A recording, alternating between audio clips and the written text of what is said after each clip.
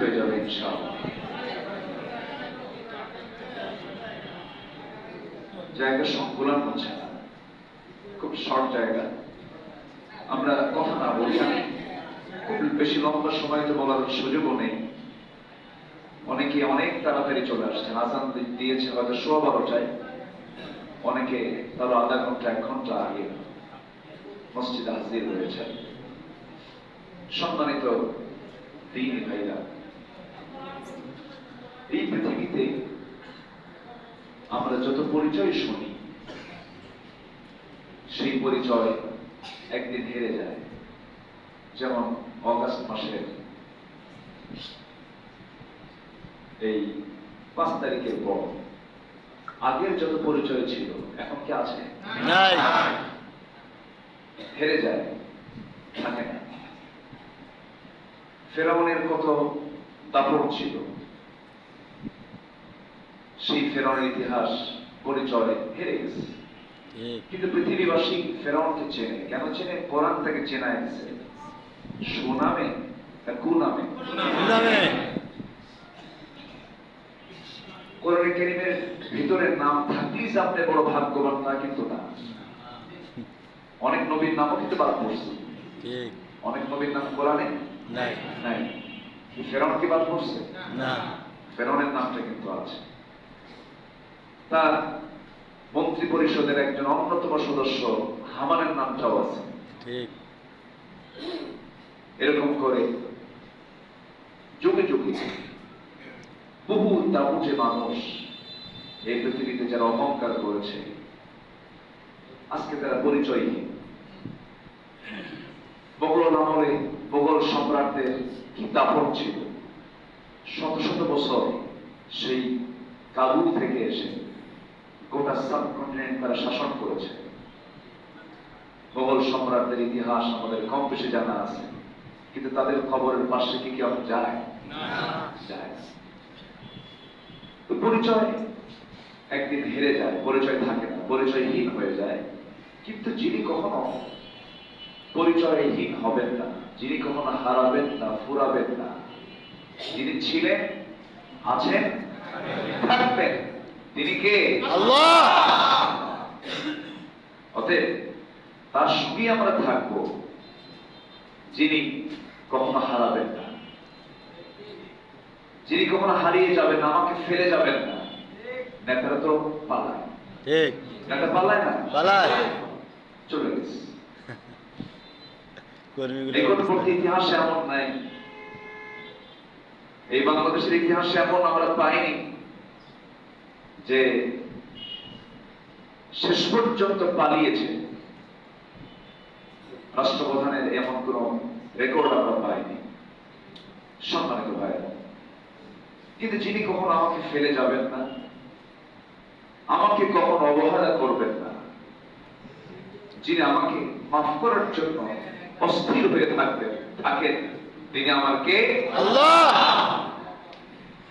সেই মহান রব্বুল আলামিনের পরিচয় যদি আমরা জানতে চাই, গোটা কোরআনের 3 ভাগের 1 ভাগ জুড়ে আমরা তার পরিচয়টা পেয়ে যাব। আল্লাহ রাব্বুল আলামিন তার নিজের পরিচয় দিয়েছেন বহু জায়গায়, বহুভাবে দিয়েছেন। এক জায়গায় তিনি বলছেন, হুয়াল আউয়াল ওয়াল আখির ওয়াল যাহির ওয়াল বাতিন ওয়া হুয়া বিকুল্লি শাইইন আলীম। তিনি প্রথম, তিনি শেষ, তিনি প্রকাশ্য, তিনি গোপন। সকল ক্ষমতার উৎসকে আল্লাহ। আস্তে বলুন, সকল ক্ষমতার উৎস তিনি কে? আল্লাহ। আল্লাহ রাব্বুল আলামিন তার নিজের পরিচয় এক জায়গায় দিচ্ছেন। কোরআনে কারীমের সবচেয়ে শ্রেষ্ঠ আয়াত আল্লাহ রাব্বুল আলামিন দিয়েছেন, যারা পারেন ঠোঁট মিলিয়ে বলুন, আল্লাহু লা ইলাহা ইল্লা হুয়াল হাইয়ুল কাইয়্যুম লা তাখুযুহু সিনাতুন ওয়া লা নাওম। আরেক জায়গায় আল্লাহ রাব্বুল আলামিন বলেন, হুয়াল্লাহুল্লাযী লা ইলাহা ইল্লা হু আলিমুল গায়বি والشهادة এরকম করে আল্লাহ রাব্বুল আলামিন বহু জায়গায় তার পরিচয় তিনি দিয়েছেন আরেক জায়গায় বলছেন তাবারাকাল্লাযী জাআলা ফিস সামাই বুরুজান ওয়া জাআলা ফীহা সিরাজান ওয়া কমারান মুনীরা আরেক জায়গায় বলছেন তাবারাকাল্লাযী বিয়াদিহিল মুলকু ওয়া হুয়া আলা কুল্লি শাইইন কাদির الذي خلق الموت والحياة ليبلوكم أيكم أحسن عملا وهو العزيز الغفور এরকম করে আল্লাহ তাআলার পরিচয় আমরা বিভিন্ন জায়গায় পাই কিন্তু তার পরিচয়টা হলো তিনি কখনো হেরে যাবেন না তিনি আমাকে ছাড়বেন না আমিও তাকে ছাড়তে পারবো না সম্মানিত ভাইরা কেমন করে আমরা 17 বছর কাটালাম আমার জীবনে আমার 40টা বসন্ত পার করেছি এর 22টি বসন্তই মামলায় গেছে 1996 টু 2000 আবার 2009 থেকে 8 শেষ থেকে 2024 4 আগস্ট পর্যন্ত শুধু উকিল আমাকে জানিয়ে দিতেন অমুক তারিখে আপনার হাজিরা মানে বড় একটা চাকরি সম্মানিত ভাইরা সম্মানিত বন্ধুগণ আমার দিকে তাকান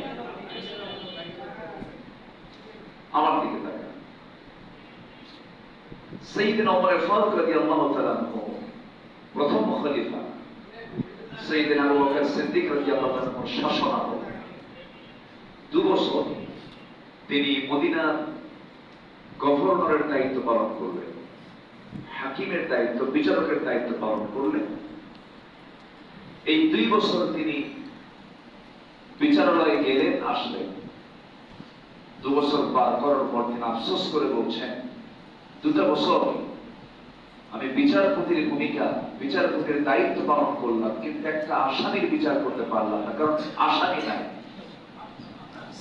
মামলাই নাই আল্লাহু আকবার বলবেন না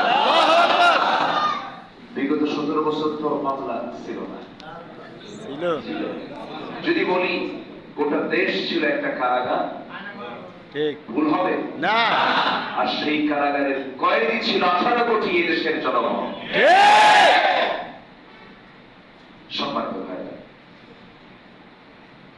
সবকিছুর শেষ আছে শেষ আছে না নাই আছে আল্লাহ আছেন না আছে ছিলেন না আছে থাকবেন না থাকবে জুলুম থাকবে না জালিম থাকবে না জুলুমতন্ত্র দিয়ে কখনো আল্লাহর শ্রেষ্ঠ সৃষ্টি মানুষকে দমিয়ে রাখা যাবে না মাসলুমের ফরিয়াদ কবুল করেন কে আল্লাহ সম্মানিত ভাই সঙ্গে থাকলে সঙ্গী বিরুদ্ধে গেলে সঙ্গী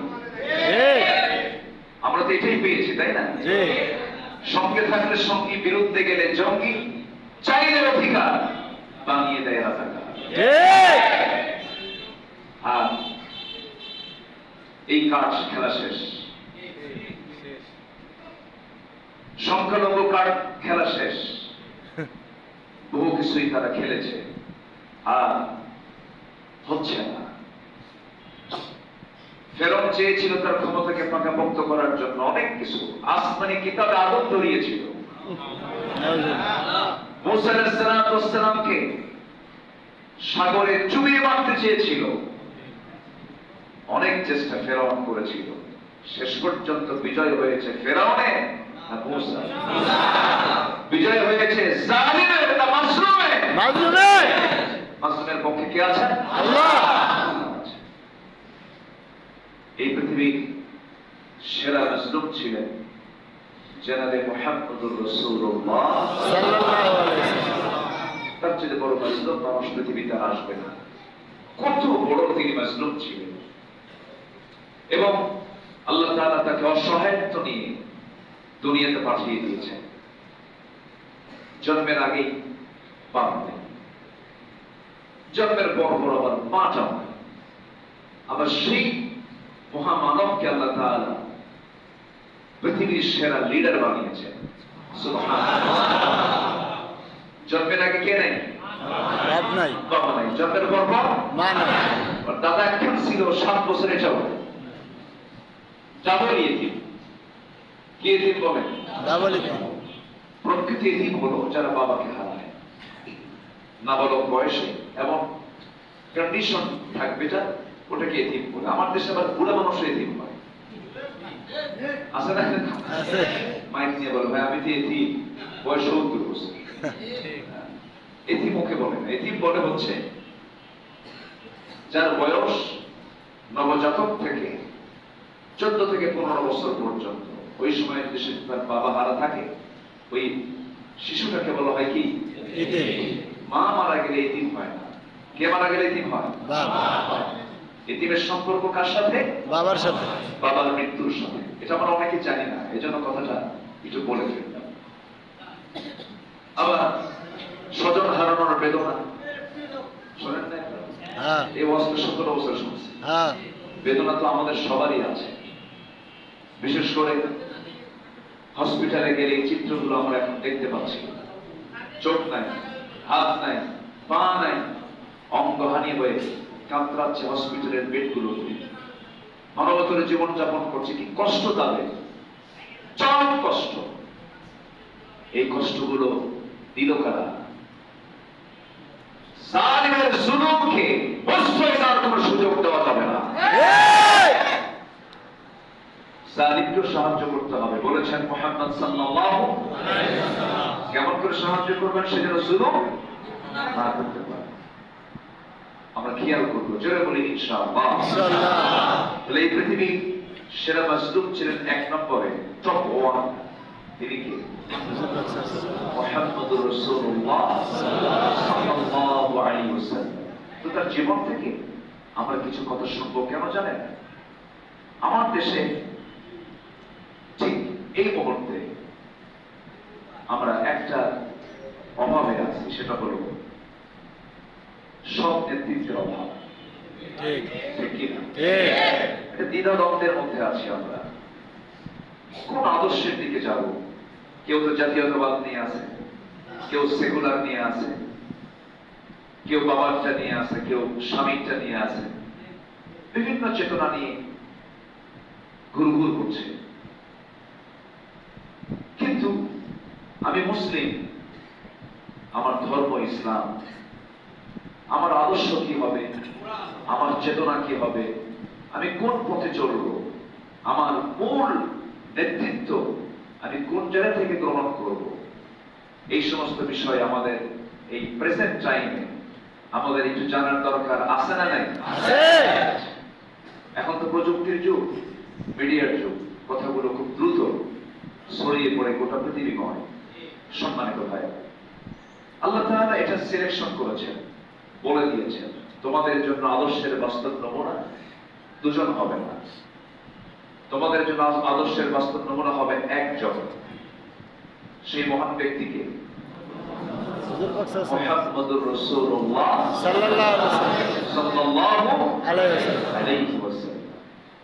তিনি হবেন তোমাদের আদর্শের বাস্তব নমুনা। মানে তিনি হচ্ছেন ওজন করা ব্যক্তি, তাকে দিয়ে আমরা ওজন করি।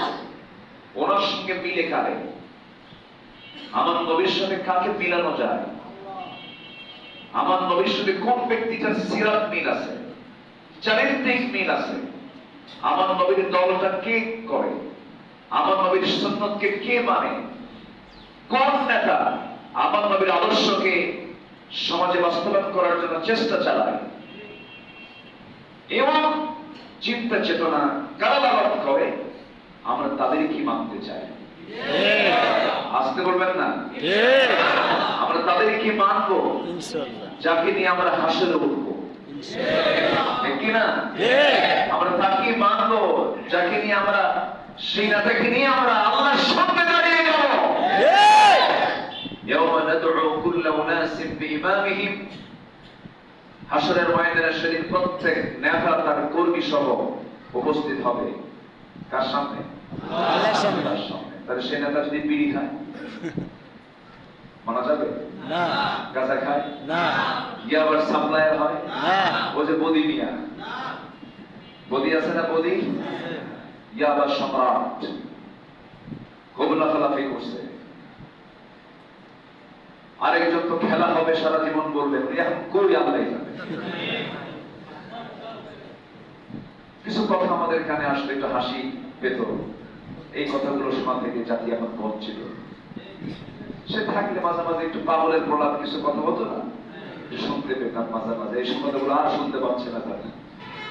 সম্মানিত ভাইরা, সম্মানিত বন্ধুগণ, তাহলে বিশ্বের সেরা মানুষ যাকে আল্লাহ তাআলা আদর্শের বাস্তব নমুনা করে পাঠালেন, সেই সেরা মানুষটা কি নিরাপদে ছিলেন না জুলুমের শিকার ছিলেন? জুলুমের শিকার। কিসের শিকার ছিলেন বলেন? জুলুমের। তিনি কি নিজের বিছানায় নিরাপদে থাকতে পেরেছেন? না নিজের দেশে টিকতে পেরেছিলেন? না তিনি কি আধারে নিরাপত্তার পাহাড় ছাড়া থাকতে পেরেছেন? না যুদ্ধের ময়দানে তিনি একটু বিশ্রামে যাবেন, সাহাবীদেরকে বললেন তোমরা আমার তাবু পাহারা দাও। কেন? আমার নবীর শত্রু ছিল কি ছিল না? ছিল কি ছিল না? কেন থাকবে? তিনি তো সৎ মানুষ ছিলেন, তিনি তো মিথ্যা বলেন নাই। যে মক্কার মানুষ কাফের হওয়ার পরেও আমার নবীজি নবুয়ত প্রাপ্তির পর ওই কাফের মুশরিকরা আমার নবীর হাতে আমানত রাখত, এই বিশ্বাস তাদের ছিল। এত ভালো মানুষ, সেই ভালো মানুষের আরামে কেন ঘুম হয় না? কেন তিনি শত্রু মুক্ত হতে পারলেন না? মূল কারণ একটাই ছিল, সেটা হলো তার পৃথিবীতে আসার উদ্দেশ্য ছিল একটা, সেটা হলো কোন তন্ত্র মন্ত্র চলবে না, একমাত্র আইন চলবে কার? আল্লাহ। আসতে বলবেন না, আইন চলবে কার? আল্লাহ। আল্লাহ। এটা বলতে গেলেই আমরা দীর্ঘ 1.5 যুগ ধরে শুধু আমরা একটা গালি শুনেছি, সেটা হলো আমরা মৌলবাদী, আমরা জঙ্গিবাদী। আর শুনতে হবে না, দাঁড়িয়ে রাখলে, মাথায় টুপি দিলে, 5 ওয়াক্ত নামাজ পড়লে আর আমাদের এই গালিগুলো শুনতে হবে না আপাতত। জোরে বলি ইনশাআল্লাহ। ইনশাআল্লাহ। কিন্তু কিছু শকুন কিন্তু এখনো আছে। আছে শকুনগুলোর দিকে খেয়াল করার দরকার আছে না নাই? আছে। খেয়াল করতে হবে।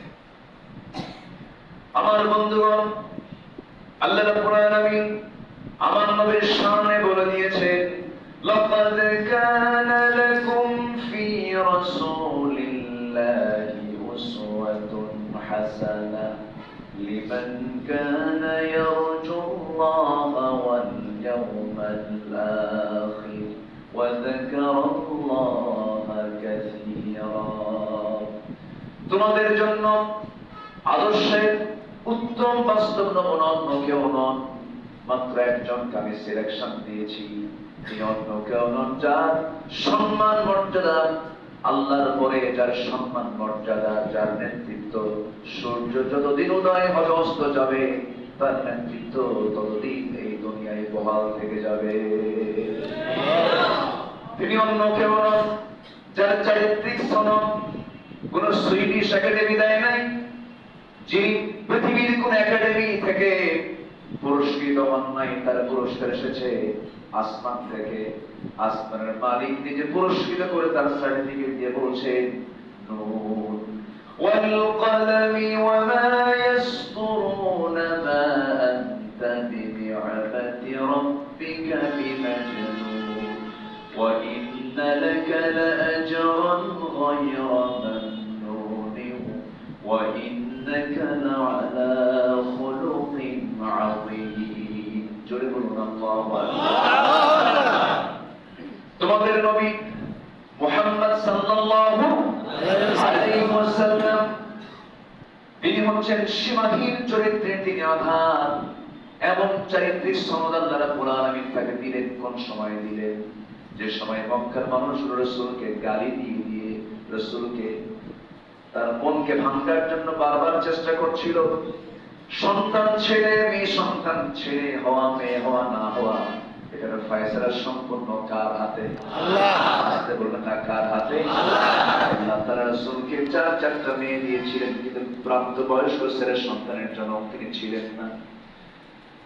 সন্তান ছিল, ছেলে সন্তান শিশু অবস্থায় দুনিয়া থেকে বিদায় হয়ে যায়। চারটা ছেলে সন্তান ছিল তার, কাসেম, তাহের, তৈয়ব, ইব্রাহিম।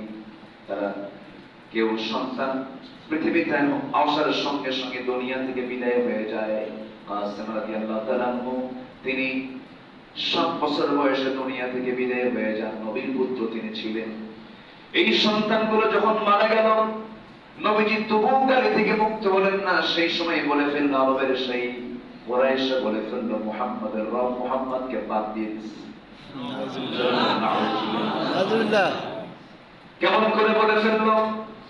সন্তান হয় মারা যায়, শেষ পর্যন্ত রাসূলকে নির্বংশ বলে গালি দিল, লেজ কাটা বলে গালি দিল। কিন্তু আল্লাহ তাআলা সরাসরি একটা কমপ্লিট সূরা নাযিল করে রাসূলকে জানিয়ে, হুজুর হে রাসূল, আমি আপনাকে খুব ভালোবাসি। কমপ্লিট সূরা নবীর শানে নাযিল হলো। যারা পারেন ঠোঁট মিলিয়ে বলুন, ইন্না আ'তাইনাকাল কাউসার ফাসাল্লি লিরাব্বিকা ওয়ানহার ইন্না শানিআকা হুয়াল আবতার।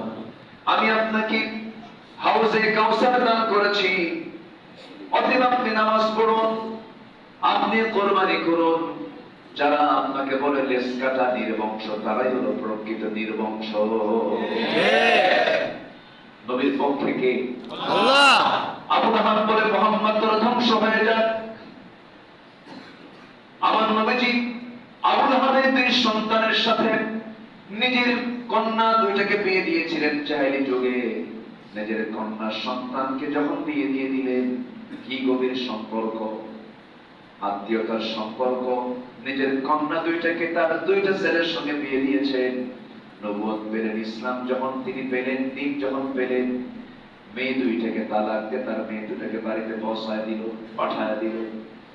ইসলাম মানতে গেলে পারিবারিক সম্পর্ক নষ্ট হতে পারে, সামাজিক সম্পর্ক নষ্ট হতে পারে, পিতা পুত্রের মধ্যেও বিরোধ লাগতে পারে কিনা বলেন?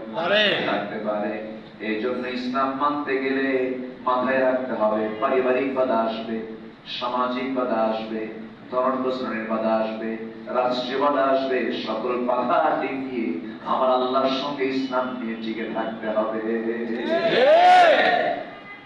আমার বন্ধুগণ, আমার ভাইরা, এই জন্য আদর্শ আমরা লালন করতে গিয়ে একটি আদর্শ আমরা লালন করব, যার আদর্শের সনদ, যার চারিত্রিক সনদ আল্লাহ নিজে দিয়েছেন, তিনি হচ্ছেন মুহাম্মদ সাল্লাল্লাহু আলাইহি ওয়াসাল্লাম।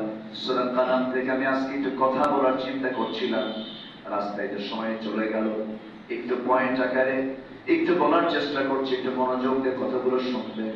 তাহলে আমরা দল করব ব্যক্তির না নবী? ব্যক্তির না নবী? দল করব ব্যক্তির না আল্লাহ? আল্লাহ। বলেন কার? আল্লাহ। আদর্শ মানব আমার নবীর, দল করব কার? আল্লাহ। দল করব কার? আল্লাহ। আর আমাদের আইন হবে, আমাদের বিধান হবে, আমাদের চলার পথ হবে একমাত্র কোরআন। কোরআনকে মানব, ইসলামকে মানব, ঈমানটা মজবুত করব, আল্লাহর আত্মার জান্নাত আমার আপনার জন্য অপেক্ষা করবে। আমার ভাইরা, নবীজির চরিত্র কেমন ছিল? কোরআনের ভাষায় 7টা দিক আমি তুলে ধরে আলোচনা শেষের দিকে আস্তে আস্তে চলে যাব। কষ্ট পাচ্ছেন নাকি আপনি? না। একটু বলি, কথা বলি। বলেন। কোরআনের আয়নায় রাসূল কেমন ছিলেন একটু বলার চেষ্টা করছি। কিসের আয়নায়?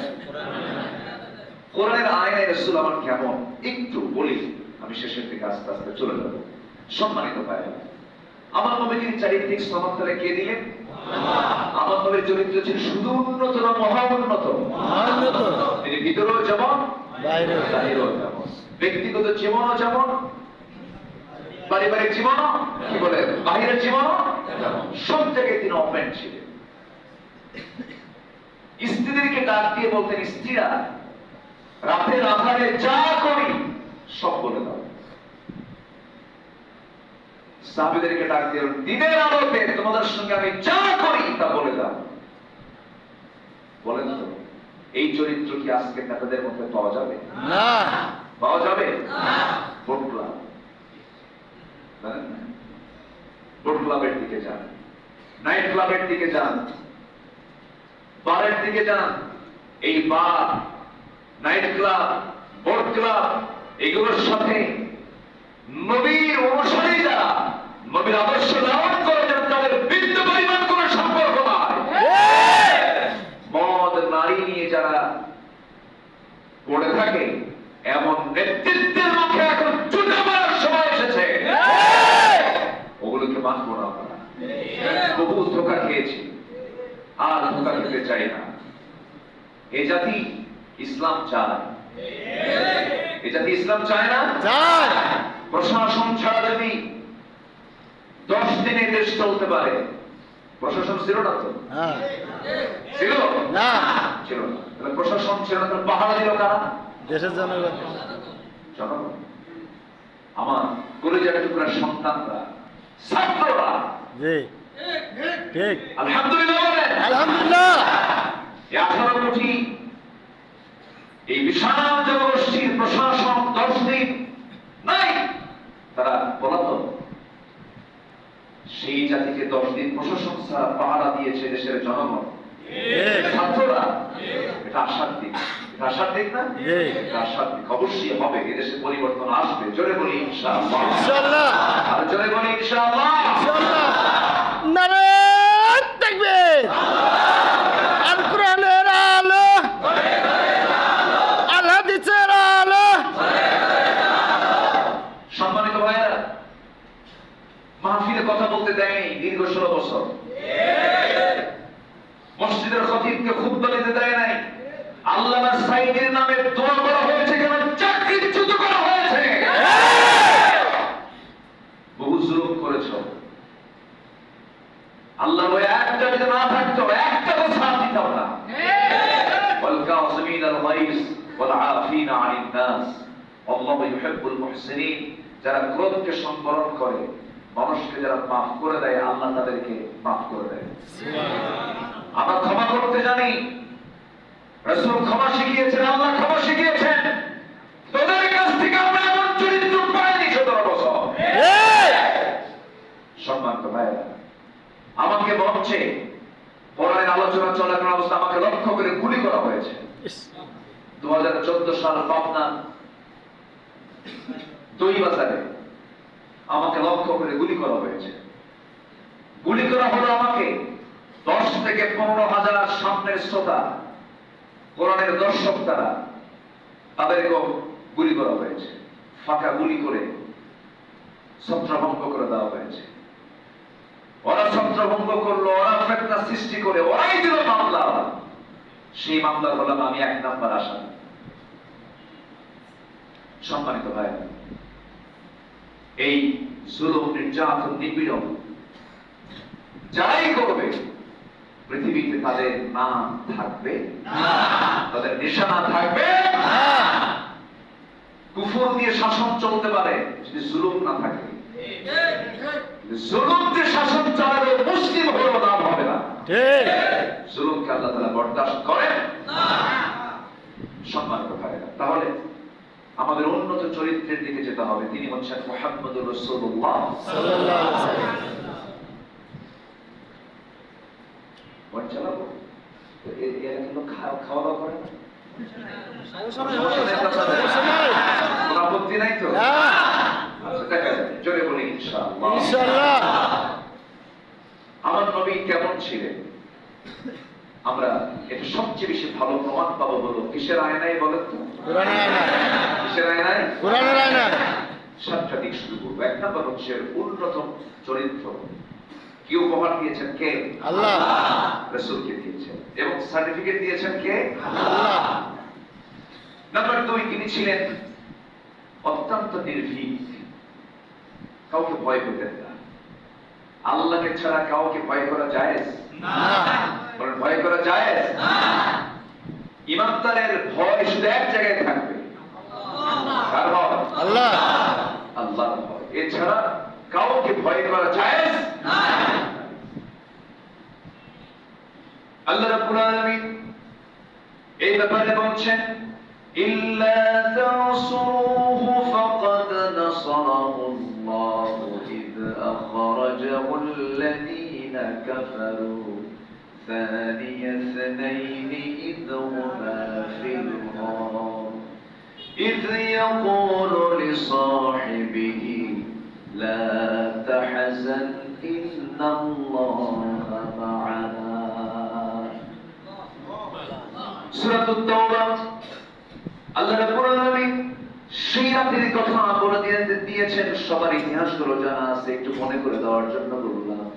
আমার নবী 3টা দিন 3টা রাত একটা গুহার মধ্যে কেটেছে, খাওয়া ছাড়া, বালিশ ছাড়া, চাদর ছাড়া, আলো বাতাস ছাড়া, কোনো আলো ছিল না।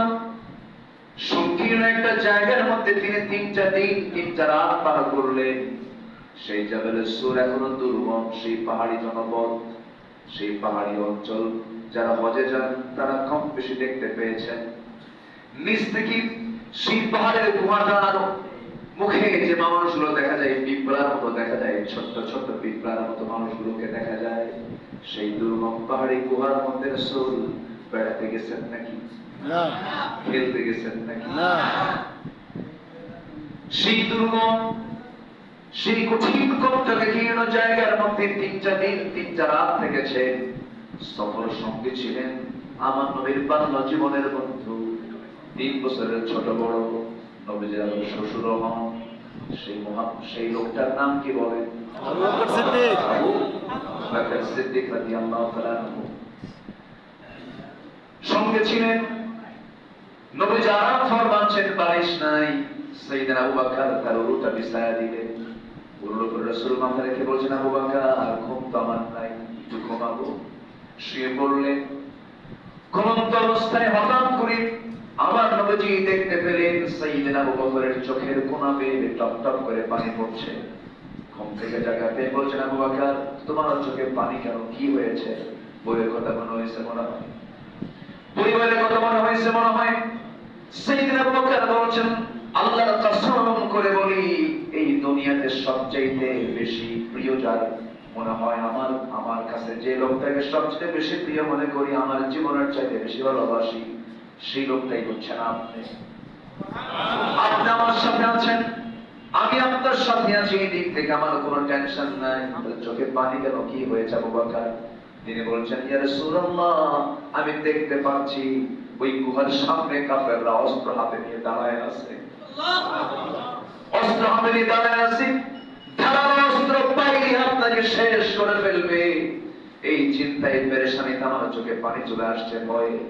সেই সময় রাসূল বলছেন, আবু বকর ভয় করো কেন, নির্ভীকতা কাকে বলে? মুস্কি হাসি মেরে বলছেন, কি আস্থা আল্লাহর উপরে, চিন্তা করো না, হতাশ হও না। কখনো হতাশ হওয়া যাবে না। বান্দার পিঠ যখন দেয়ালে থেকে যায়, আল্লাহর সাহায্য তখন ওয়াজিব হয়ে যায়। বান্দা যখন আর পারে না, বান্দার চেষ্টা যেখানে শেষ, সাহায্য কার শুরু? আল্লাহর শুরু হয়ে যায়। কোনো চিন্তা করো না, তুমি কেন ভাবতেছো আমরা শুধু দুজন? বলে গেছো আল্লাহর কথা নাকি? আর একজন তিনি আছেন আমাদের সাথে, তিনি আমাকে আল্লাহ আছেন। কোনো টেনশন করবে না।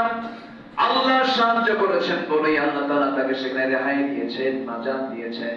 শত্রুদের চোখে ধুলাবালি লাগিয়ে দিয়েছেন, তাদের শত্রুদের চোখকে তিনি আড়াল করে তিনি চলে গিয়েছেন সেখান থেকে আবার মদিনার পানে। এই যে চূড়ান্ত ক্রাইসিস পিরিয়ডে ভরা যাবে না কার নাম? আল্লাহ। এই চরিত্র ছিল আমার নবীর মধ্যে সবচেয়ে ষোলো আনা। তিনি কখনো হতাশ হতেন না। গোটা জীবন তার মডেল আমার আপনার জন্য, গোটা জীবনটাই আমার আপনার জন্য মডেল। আল্লাহ তাকে বানিয়ে দিয়েছেন। নাম্বার 3 হলো অটল ব্যক্তিত্ব তার মধ্যে ছিল, রবের প্রতি নির্ভরশীলতা তার মধ্যে ছিল। ফাইন তাওয়াল্লাউ ফাকুল হাসবিয়াল্লাহু লা ইলাহা ইল্লা হু আলাইহি তাওয়াক্কালতু ওয়া হুয়া রাব্বুল আরশিল আযীম। জোরে বলুন আল্লাহু আকবার। আবার চরম শত্রুর প্রতিও তার মধ্যে দয়া ছিল। চরম শত্রু ছিল মুনাফিক, তার মধ্যে দয়া কাজ করেছে। আবার একজন অপরাধী জেনা করেছে, জেনার ফলে তার শাস্তি হলো পাথর মেরে শেষ করে দেওয়া।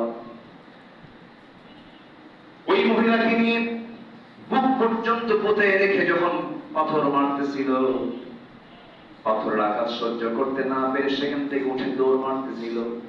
আবার তাকে ধরে নিয়ে তাকে রজম করে দুনিয়া থেকে বিদায় করা হলো। এমন বর্ণনা নবীর সামনে যখন দেওয়া হলো, রাসূল বললেন, ও সাহাবীরা, সে যখন সহ্য করতে না পেরে উঠেই যাচ্ছিল, তোমরা তাকে কেন ছেড়ে দিলে না? মানে দয়া, মানে কি দয়া। তার মধ্যে দয়া মায় বেশি কাজ করত। নবীজির বিরুদ্ধে সারা জীবন আবু জাহেল বিরোধিতা করেছে, বদরে সে খতম হয়েছে তার ছেলে ইকরামা ইবনে আবু জাহেল রাদিয়াল্লাহু তাআলা আনহু, কারণ তিনি ইসলাম কবুল করেছিলেন। সারা জীবন নবীর বিরুদ্ধে তার ছেলেও বিরোধিতা করেছে, কিন্তু আমার নবীজি মক্কায় ঢোকার সঙ্গে সঙ্গে বলেন, ইকরামাকে মাফ করা যাবে না। কিন্তু ইকরামার বউ সঙ্গে সঙ্গে নবীর সামনে এসে বলছে, হুজুর আমি কালিমা পড়তেছি, রাসূল তোমাকে মাফ করে দেওয়া বলো। হুজুর আমার স্বামী ইকরামা আবু জাহেলের সন্তান, সে যদি কালিমা পড়ে মুসলমান হয় আপনি তাকে মাফ করবেন কিনা? রাসূল বললেন, যদি কেউ কালিমার স্বীকৃতি দিয়ে দেয় আল্লাহ তাকে মাফ করবেন, আমি কেন তাকে মাফ করব না? জোরে বলে সুবহানাল্লাহ। সুবহানাল্লাহ। ইকরামা নবীজি ভয়ে শত শত মাইল অতিক্রম করে সুদূর পর্যন্ত চলে গেছে, অনেক দূর পর্যন্ত সীমান্ত এরিয়াতে চলে গেছে। সীমান্ত এরিয়ায় সে এক দেশ থেকে আরেক দেশে যাওয়ার জন্য একটা নদী তাকে পার হতে হবে। নৌকার মাঝিকে বলতেছে, নৌকার মাঝি আমি এই দেশে থাকবো না, ওই দেশে চলে যাবো, আমাকে একটু পার করো, কত টাকা নিতে আমি তোমারে দেবো। নৌকার মাঝি বলে, পৃথিবীর কোন টাকা নিয়ে আর শত্রুকে পার করবো না, তুই একটা বার কালিমার ঘোষণা দিস তোরে মাফ করে দেবো। সুবহানাল্লাহ। ইমানদারকে টাকা দিয়ে কেনা যায় না, ইমানদারকে দুনিয়ার কোন লোভ দেখায় কখনো কেনা যায় না। সঙ্গে সঙ্গে ইকরামা লজ্জিত হয়ে বলল, আরে এই প্রত্যন্ত অঞ্চল পর্যন্ত ইসলাম পৌঁছে গেছে, বউটা খোঁজে বের হয়ে গেছে, রাসূল মাফ করে দিবেন। ইকরামার বউ খুঁজতে খুঁজতে তাকে পেয়ে গেছেন, তাকে পেয়ে বলছে, আমার স্বামী প্রশস্ত হৃদয়ের অধিকারী মুহাম্মদ সাল্লাল্লাহু আলাইহি ওয়াসাল্লামের কাছ থেকে আমি চূড়ান্ত আকারে শুনতে পেয়েছি রাসূল তোমাকে মাফ করবেন, শর্ত হলো ঈমান আনতে হবে। আমার নবী ওইদিকে বলে ফেললেন, সাহাবীরা শোনো, ইকরামা আমার সামনে হাজির হবে, কিন্তু কেউ তোমার ইকরামাকে তার বাবার জন্য গালি দিবা না। সে আমার বিরুদ্ধে যুদ্ধ করেছে, তার জন্য তোমার গালি দিবা না। কারণ যখন কোন বান্দা ইসলাম গ্রহণ করে নেয় আল্লাহ তার আগের সমস্ত গুনাহগুলো মাফ করে দেয়। আমার ভাইরা, আল্লাহ রাব্বুল আলামিন আমার আপনার জন্য এমন একজন ব্যক্তিকে মডেল বানিয়ে দিয়েছেন, শত্রুকেও তিনি মাফ করেছেন, শত্রুকেও তিনি মাফ করে দিয়েছেন। তার মধ্যে দয়ার পরিমাণটা কম ছিল না বেশি ছিল? ছিল। মুনাফিক মারা গেল, একজন মুনাফিক মারা গেল। নবীজির কানে সংবাদ এলো, মুনাফিক বা সন্তান চল ভালো সাহাবী, অনুগত সাহাবী নবীর সামনে এসে বলছে, হুজুর আমার বাপ খারাপ মানুষ, যে বাপটা আমার বাপটা দুনিয়া থেকে বিদায় নিয়েছেন, হুজুর আপনি আপনার পরনের দুইটা বরকতের জুব্বা আমি চাই, জুব্বাটা দিয়ে দেন, আপনাকে কাপড়ের কাপড় হিসেবে পড়ায় দেব, সন্তানের চেষ্টা যদি আল্লাহ মাফি করে দেন। রাসূল কিচ্ছু না বলে তার হাতে দুটো জুব্বা দিয়ে দিলেন। কিছুক্ষণ পরে সে বলছে, হুজুর আমি জানি মুনাফিকের জানাজায় আপনি যাবেন না, কিন্তু আপনার কাছে আমি তো আপনার সাহাবী হই, দেখেন তো আমার আব্বার জানাজায় যাওয়া যায় নাকি?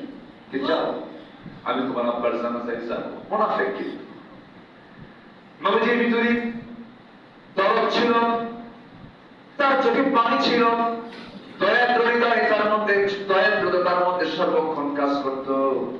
আমার নবীজি বলেন, যাও আমি তোমার আব্বার জানাজায় হাজির হব। নবীজি জানাজায় হাজির হলে কি কোনো সাহাবীরা বাদ যায় নাকি? না, সব সাহাবী চলে গেছে নবীর পিছে পিছে। সাইয়েদনা ওমর ফারুক রাদিয়াল্লাহু তাআলা আনহু নবীর পিছনে দাঁড়িয়ে থেকে বলছেন, ইয়া রাসূলুল্লাহ আপনি কার জানাজায় আসেন? যে লোকটা বদরের শত্রুতা করলো, ওদের শত্রুতা করলো, কত শত্রুতা আমাদের সঙ্গে করেছে, একজন চিহ্নিত মুনাফিকের জানাজায় বিশ্বনবী কেমন করে আসে হুজুর আমরা একটু বুঝতে চাই। রাসূল বলেন, মুহাম্মদ তুমি কিচ্ছু বলো না, আমাকে জানাজা শেষ করতে দাও। আমার নবীজি জানাজা শেষ পর্যন্ত আদায় করলেন। সাহাবায়ে কেরাম পিছনে দাঁড়ানো, জানাজা পড়া হলো। রাসূল জানাজা সম্পন্ন করলেন, নিজের জুলফা পর্যন্ত দিয়ে দিলেন। আমার নবীজির জানাজা শেষ হতে না হতে আয়াত নাযিল হলো, ইস্তাগফির লাহুম আও লা তাস্তাগফির লাহুম ইন তাস্তাগফির লাহুম ৭০ মাররাতান ফালান ইয়াগফিরাল্লাহু লাহুম।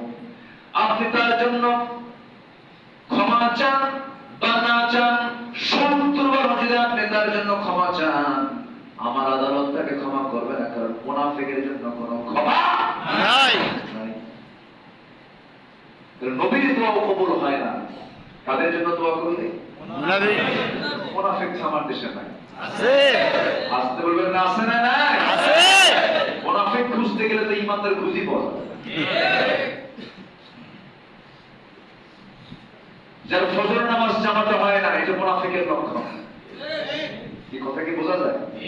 যার ফজর নামাজ মসজিদে হয় না, এটা কিসের লক্ষণ? এরকম লক্ষণের লোক তো নাই আছে নাকি? আমরা মুনাফিকের সমস্ত আলামত থেকে আমরা বাঁচার চেষ্টা করি। মিথ্যা ছেড়ে দেব। একটা মিথ্যা বললে তার দুর্গন্ধ মাইলকে মাইল ছড়ায়। একটা গীবত করলে শুধু আমার নবীর সামনে, উম্মে সালমা রাদিয়াল্লাহু তাআলা আনহা রাসূলের সামনে, আর আম্মা জান আয়েশা সিদ্দিকা রাদিয়াল্লাহু আনহা রাসূলের সামনে, উম্মে সালমার সামনে শুধু বলেছিলেন সে তো খাটো। সে কি খাটো? রাসূল বলেন, তোমার এই খাটো শব্দটা যদি দরিয়ায় ছেড়ে দেওয়া হতো, লামাযাজাতহু, দরিয়ার সমস্ত পানি দুর্গন্ধ হয়ে যেত। এরকম নাউযুবিল্লাহ। নাউযুবিল্লাহ। ইমানদার কি গীবত করতে পারে? না। ইমানদার কি মিথ্যা বলতে পারে? না। ইমানদার কি আমাদের খেয়ানত করতে পারে? না। ইমানদার কি ওজনে হাসাল করতে পারে? না। ইমানদার কি মিথ্যা সাক্ষ্য দিতে পারে? না। ইমানদার কি ওয়াদা ভঙ্গ করতে পারে? না। যারা করে তারা কি? মুনাফিক। যারা করে তারা কি? মুনাফিক। আমার কথায় মনে কষ্ট পাচ্ছে না। হুজুর এতক্ষণ তো লাইনে ছিলাম, আপনি তো এখন হার্ড লাইনে চলে গেছেন। না, জাহান্নামকে হারাম করার জন্য জাহান্নামের কাজকেও হারাম করতে হবে। জান্নাতকে ওয়াজিব করার জন্য ওয়াজিব কাজগুলোকে আমরা আপনার আদায় করতে হবে। সম্মানিত ভাইরা, নাম্বার 4 হলো, নাম্বার 5 হলো, আমার নবীজি রুক্ষ মেজাজে ছিলেন না, সংকীর্ণ মনা ছিলেন না, তিনি ছিলেন উদার এবং বদমেজাজ তার মধ্যে ছিল না। আমার নবীজির পাশে সবাই আসতে পারত, শুধু এক অন্ধ সাহাবী, একজন অন্ধ সাহাবী নবীর পাশে এসে বসে আছেন। তিনি কথা বলছেন, কিন্তু রাসূল থেকে আবাসা ওয়া তাওয়াল্লা আন জাআহুল আ'মা, আল্লাহ তাকে ধরে ফেলেন। আল্লাহ রাসূলকে বলেন, আপনি যাকে অ্যাভয়েড করছেন সে অসংখ্য কাফেরের চাইতেই বান্দা আমার কাছে শ্রেষ্ঠ, কারণ তার মধ্যে ঈমান আছে। সুবহানাল্লাহ। আমার নবীর কাছে সবাই চান্স পেত, সবাই আসতো, নবীজি সবার সঙ্গে মিশতেন। রাসূল ছিলেন শ্রমিকদের লিডার, সুবহানাল্লাহ। রাসূল ছিলেন রাখালদের লিডার, রাসূল ছিলেন শ্রমিক ডিপার্টমেন্টের প্রধান, সুবহানাল্লাহ। সব ছিলেন। তিনি মালিকও ছিলেন, শ্রমিকও ছিলেন। জি জি, ইনশাআল্লাহ আমি শুধু এই পয়েন্টগুলো শেষ করি, আমি আমার মূল পর্বে আবার যাচ্ছি ইনশাআল্লাহ। মনে কষ্ট দিয়ে ফেলতেছি আপনাদের। আমার এই জুমার খুতবায় নিয়ে আসার জন্য আমার এই ভাইটা আমার মনে হয় কয়েক হাজার বার ফোন করতে পারে। আমি খুবই লজ্জিত, আমি ফোন ধরতে পারিনি, আসতে পারিনি, ওইভাবে সাড়া দিতে পারিনি। তবে আমি আসার পর আমি খুবই আনন্দিত। আপনারা রাগ করছেন কিনা জানি না। আপনারা খুশি হয়েছেন তো? খুশি। খুশি হওয়ার দরকার শুধু কার? আল্লাহ। আল্লাহ যেন খুশি হন। জোরে বলি আমিন। আমিন।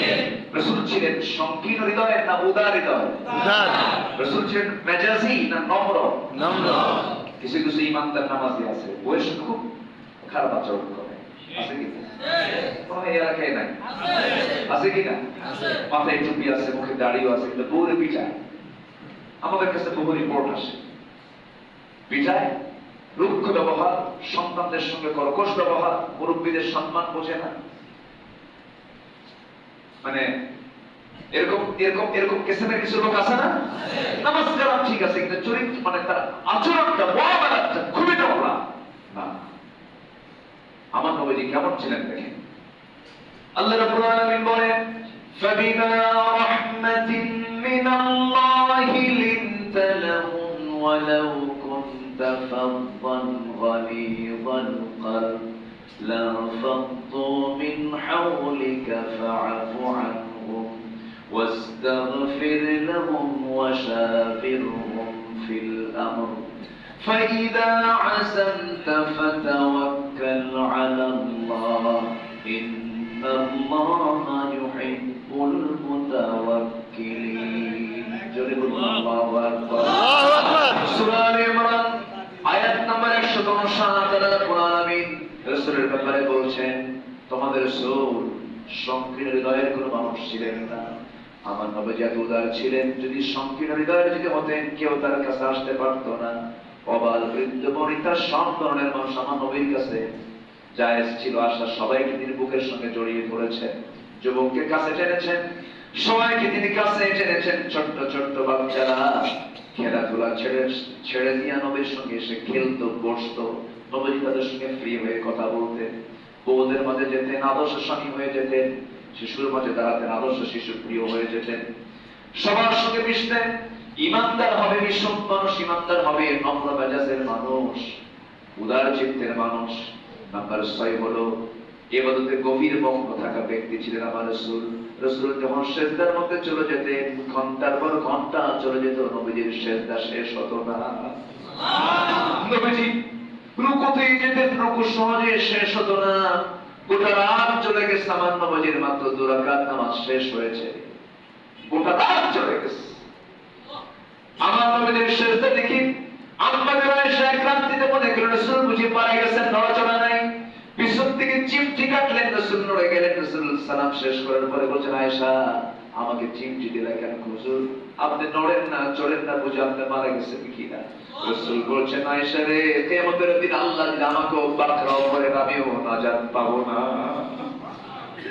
কি ভয় তার মধ্যে কাজ করত আল্লাহর ভয় গভীরভাবে আমাদের দিলের মধ্যে স্থান দিতে হবে আল্লাহকে সব সময়ের জন্য সামনে রাখতে হবে সবচেয়ে বড় রাজ সাক্ষী তিনি আমার কে আল্লাহ আসতে বলবেন না তিনি আমার কে আল্লাহ আমার হচ্ছেন সবচেয়ে বড় রাজ সাক্ষী আমার বন্ধুগণ গোটা দুনিয়ার সমস্ত পুরুষ মানুষ যদি গোটা পৃথিবীর সমস্ত পুরুষ মানুষ অন্ধ হয়ে যায় একটা নারীর জন্য পর্দা করা কি বলে আসতে করে পর্দা করা কি গোটা পৃথিবীর সমস্ত নারীগুলো যদি উলঙ্গ হয়ে যায় তবু একজন পুরুষের জন্য চোখে হেফাজত করা কি এটার নাম হচ্ছে আল্লাহকে সাক্ষী বানানো ফ্যান্টাসি কিংডম সামনে আছে বাবা যে আছে না ফ্যান্টাসি কিংডমে যারা একটু দেখতে আসে সবার গায়ে তো মাশাআল্লাহ আপাত মস্তক মাদের বন্ধের বোরকা টোরকা আছে না আছে বোরকা তারা সুইমিং পুলে আসে তারা বোরকা পরে আসে চোখে হেফাজত করতে হবে ইবাদতটাকে বাড়িয়ে নিতে হবে আমার জীবনের কাজ এটা গভীরভাবে মগ্ন থাকতে হবে কার ইবাদতে আল্লাহ আল্লাহর ইবাদতে আল্লাহ রাব্বুল আলামিন বলেন ইন্না রাব্বাকা ইয়া'লামু আন্নাকা তাকুমু আদনা মিন থুলুসাইল লাইলি ওয়া নিসফাহু ওয়া থুলুসাহু ওয়া তা'iফাতুন মিনাল্লাযীনা মা'আক আল্লাহ রাব্বুল আলামিন আরেক জায়গায় বলছেন ওয়া মিনাল লাইলি ফাতাহাজ্জাদ বিহি নাফিলাতান লাক عسى أن يبعثك ربك مقاما محمودا জোরে বলি আল্লাহু আকবার আমার নবীর 5 ওয়াক্ত নামাজ তো দূরে থাক তাহাজ্জুদ পর্যন্ত কাজা হতো না আর তার উম্মতরা কি করে? তাহাজ্জুদ তো পড়ি না, 5 ওয়াক্তেরও খবর নাই। খবর নাই। যার নামাজ নাই তার চরিত্র ঠিক নাই। নামাজ আজকে থেকে কেউ ছাড়বো না। সবাইকে সিদ্ধান্ত নেওয়া যায়? ইনশাআল্লাহ। সবাই কেমন সিদ্ধান্ত নিতে পারে? জি। 5 ওয়াক্ত নামাজ কারা কারা ছাড়বো না আজকে থেকে একটু হাত তুলে দেখেন তো। যদি বলি ইয়া আল্লাহ, আল্লাহ, ইয়া রহমান, ইয়া রহমান, আমাদেরকে 5 ওয়াক্ত সালাত আদায় করা তৌফিক তুমি আল্লাহ দিয়ে দাও। জোরে বলি আমিন। আবার জোরে আমিন।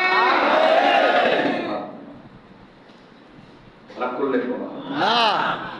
আমার নবীজি একটু আদর্শের দিকটা কোরআনের সামনে রেখে, কোরআনকে সামনে রেখে একটু বলার চেষ্টা করলাম। আমার মন চাচ্ছে আমি আরো কথা বলি, কিন্তু সময়ের সংক্ষিপ্ততা সব দিকে আমরা খেয়াল করবো। জোরে বলি ইনশাআল্লাহ। ইনশাআল্লাহ। সম্মানিত ভাইরা, আমার ভাইজান কাজ চলতেছে না, প্রতিযোগ মানে হবে। আচ্ছা জি, মসজিদের দোতলা, 3 তলা, 4 তলায় অনেক মুসল্লি আপনারা হন।